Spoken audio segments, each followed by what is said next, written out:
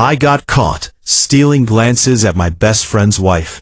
She whispered, "I know what you're thinking." P1. Have you ever had a moment that made your heart stop? P2. A moment when you knew one wrong word could destroy years of friendship? That's exactly what happened to me. P2. My name is Ethan. I'm 34, and for almost 15 years, Jake had been my best friend. We met in college, survived terrible jobs together, celebrated promotions, and stood beside each other through every major milestone in life. When Jake married Olivia 3 years ago, I couldn't have been happier for him. She was smart, funny, confident, and somehow made everyone around her feel comfortable. She also happened to be incredibly beautiful. I never planned to notice that. I never wanted to. Whenever the three of us spent time together, I made sure to keep healthy boundaries. At least, I thought I did. One Saturday afternoon, Jake invited me over for a barbecue. Nothing special. Just burgers, football on television, and a few neighbors stopping by. Everything felt normal until Olivia walked out wearing a simple summer dress. Nothing revealing. Nothing inappropriate. But for one brief second, I looked. Then looked again. I immediately turned away. I hated myself for it.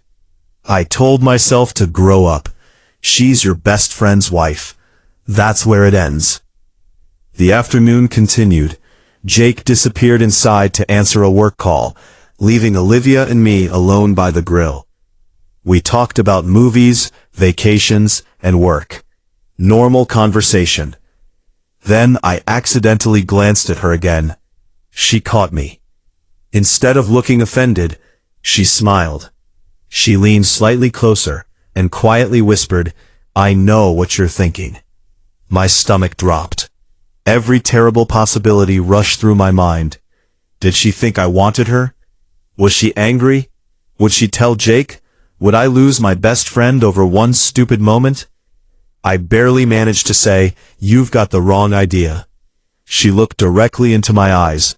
"No, I don't." Then she walked inside, leaving me completely shaken. For the next 20 minutes, I couldn't focus on anything. Jake returned, laughing about some work emergency. Meanwhile, I couldn't even enjoy my food. Every time Olivia entered the backyard, I avoided looking at her. Eventually, everyone left. As I grabbed my car keys, Jake asked, "Can you stay for another minute?" My heart nearly stopped. This was it. She had told him. I followed him into the garage. He closed the door, then he started laughing. "Dude, you're acting really weird today." I forced a smile. "Long week." He nodded. "I get it." For a second I thought I had escaped disaster. Then Olivia entered the garage carrying 3 bottles of water.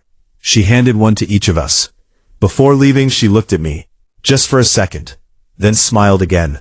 Not flirtatiously, not romantically, just knowingly. That smile haunted me all week. I replayed our conversation dozens of times. What did she mean? I know what you're thinking. The worse I felt. Maybe I really had crossed a line. Maybe my eyes had revealed something I didn't even realize myself. Days passed. I avoided visiting their house. I ignored Jake's invitations. Finally, he called. "Are you mad at me?" "No." "Then why are you disappearing?" I couldn't tell him the truth, so I blamed work. He accepted it. But something still felt wrong. 2 weeks later, Jake invited me to help him move some furniture. I couldn't keep avoiding him forever. When I arrived, Jake left to rent a trailer, asking me to wait. Olivia opened the door. We were alone again. She noticed how uncomfortable I looked. Then she laughed softly. "You've been avoiding us." "I've just been busy." "No." She folded her arms. "You're embarrassed." Silence. Then she said something I never expected. "The day at the barbecue, you thought I was accusing you." I stared. She continued. "I wasn't." I frowned. Then what did you mean? She smiled kindly. I know what you were thinking because... She pointed toward the kitchen. Jake does the exact same thing.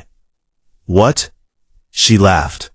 When I wear that blue dress, he completely loses focus. I blinked. She continued.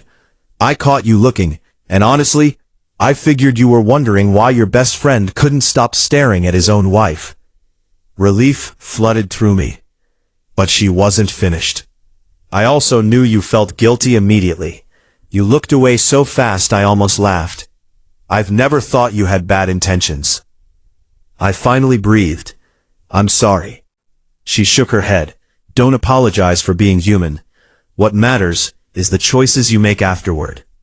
At that moment Jake returned carrying moving supplies. Ready to work? Neither Olivia nor I mentioned the conversation. We spent the afternoon moving furniture, joking, and eating pizza. Everything slowly returned to normal. A few weeks later, Jake surprised me. You know why I trust you? I looked confused. Because you've always respected us. Those words hit harder than he realized. He never knew how close I came to ruining my own peace of mind over a misunderstanding. Months passed. Life continued. Our friendship became stronger than ever. One evening after dinner, Jake raised his glass. I smiled. To lifelong friends. Olivia smiled too. This time there were no awkward glances, no hidden meanings, only mutual respect. Looking back, I learned something important. Attraction can happen unexpectedly. It doesn't automatically define your character. Your character is defined by what you choose to do next. Real loyalty isn't about never facing temptation. It's about refusing to betray the people who trust you. That experience reminded me that respect is often silent. No one applauds you for making the right choice, but sometimes, the people who matter most notice anyway. And that's enough. If you enjoyed this story, don't forget to like, subscribe, and share your thoughts in the comments. What would you have done if you were in my situation?